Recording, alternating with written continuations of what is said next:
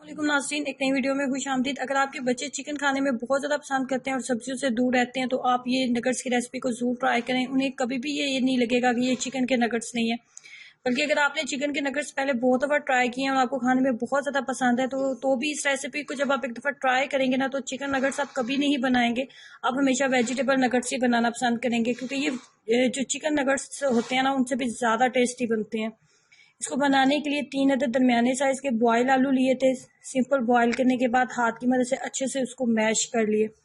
Mash करने के बाद आप अपने चॉइस के अकॉर्डिंग इसमें सब्जियां ऐड कर सकते हैं। जैसे इसमें मैं मटर ऐड करूंगी।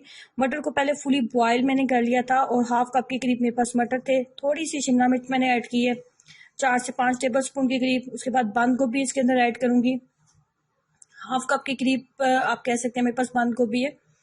उसके बाद बंद गोभी ऐड करने के बाद मजीद जिस चीज़ का हम इस्तेमाल करेंगे वो है स्वीट कॉर्न। बॉइल्ड है ये भी। स्वीट कॉर्न जो टिन पैक में मिलते हैं ना बेकरी शॉप से, वो थे मेरे पास, हाफ कप के करीब मैंने ऐड किए हैं। उसके बाद इसके अंदर मोज़रेला चीज़ ऐड की है मैंने। ये किसी भी नॉर्मल बेकरी शॉप से आपको आराम से मिल जाएगी, मोज़रेला चीज़ के नाम से। हाफ कप के करीब इसके अंदर ऐड करेंगे। उसके बाद इसको मजीद क्रिस्पी बनाने के लिए इसके अंदर ब्रेड क्रम्स ऐड करेंगे। 1/4 कप के करीब ब्रेड क्रम्स जो है वो काफ़ी होंगे। 1/4 कप के करीब ब्रेड क्रम्स ऐड करने के बाद इसके अंदर हम डालेंगे नमक। हाफ टी स्पून के करीब नमक ऐड करने लगी हूँ, क्योंकि इसके ऊपर जिस चीज़ की हमने कोटिंग करनी है ना उसके अंदर भी हमने नमक ऐड करना है। उसके बाद इसके अंदर डालेंगे चिली फ्लेक्स, 1 टीस्पून फुल भर के डालें। नगट्स थोड़े से स्पाइसी होंगे तो टेस्टी लगेंगे, इसलिए इसके अंदर 1 टीस्पून मैंने चिली फ्लेक्स ऐड किया। उसके बाद काली मिर्च का powder half tea spoon add किया।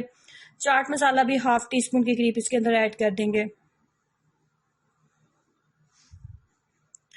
चाट मसाला ऐड करने के बाद तमाम मसाले हमने ऐड कर लिए हैं। हाथ की मदद से अच्छे से इसको मिक्सअप कर लेते हैं कि तमाम मसाले अच्छे से जो है ना मिक्सअप हो जाएं।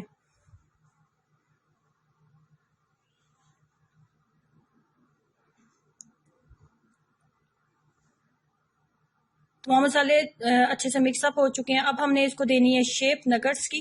तो नगट्स की शेप देने से पहले जो है हम इसके ऊपर जिस चीज़ की हमने कोटिंग करनी है वो भी हम रेडी कर लेते हैं। तो कोटिंग हम करेंगे कॉर्नफ्लोर और मैदे की।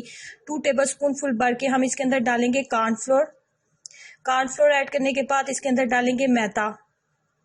2 टेबल स्पून मैंने लिया है कॉर्नफ्लोर और 2 टेबल स्पून ही इसके अंदर मैदा ऐड करेंगे।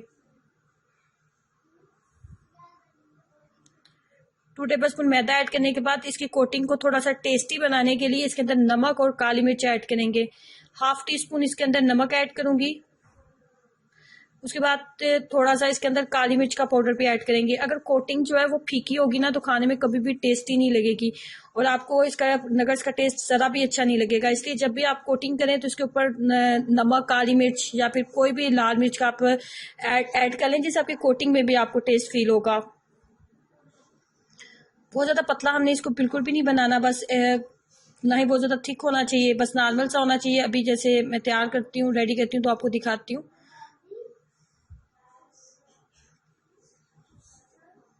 बहुत ज़्यादा पानी का इस्तेमाल नहीं किया मैंने इस तरह का फाइनली।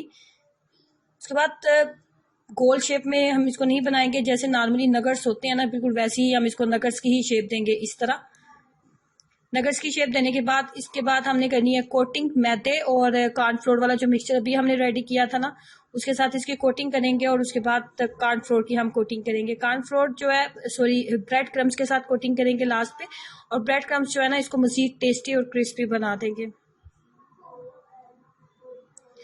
अब यहाँ पे आप इसको बना के रख सकते हैं, रमज़ान के लिए बेहतरीन रेसिपी है, बिल्कुल भी खराब नहीं होगी। बना के आप इसको फ्रीज कर सकते हैं और खाने में इतने ज़्यादा टेस्टी हैं कि इस रेसिपी को एक दफ़ा ट्राई करने के बाद आप इसको बार बार बनाना चाहोगे। और स्पेशली आपके बच्चों के लिए बहुत ही बेहतरीन रेसिपी है, क्योंकि बच्चे नॉर्मली कभी भी सब्जियां खाना पसंद नहीं करते। तो अपने बच्चों को ये रेसिपी ज़रूर ट्राई करवाएं। मीडियम फ्लेम के ऊपर कुकिंग ऑयल जब अच्छे से गर्म हो गया तो उसके बाद आप इसके अंदर नगट्स को ऐड करना डालना स्टार्ट कर दें।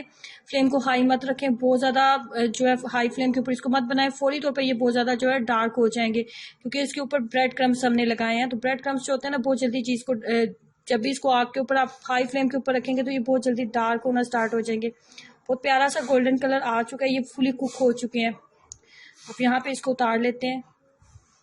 इसके साथ आप केचप लगाएं, केचप के साथ खाएं, या फिर आप रोटी के साथ भी इसको एंजॉय कर सकते हैं। ज़रूर ट्राई करें और अपना एक्सपीरियंस ज़रूर शेयर करें। रमज़ान के लिए बेहतरीन रेसिपी है, बच्चों के लंच बॉक्स के लिए बेहतरीन रेसिपी है और बच्चों की सेहत के लिए बहुत बेहतरीन है। ज़रूर ट्राई करें और वीडियो अच्छी लगी है तो लाइक करना और नीचे दिए गए रेड बटन पर क्लिक करना मत भूलें। अल्लाह हाफिज़।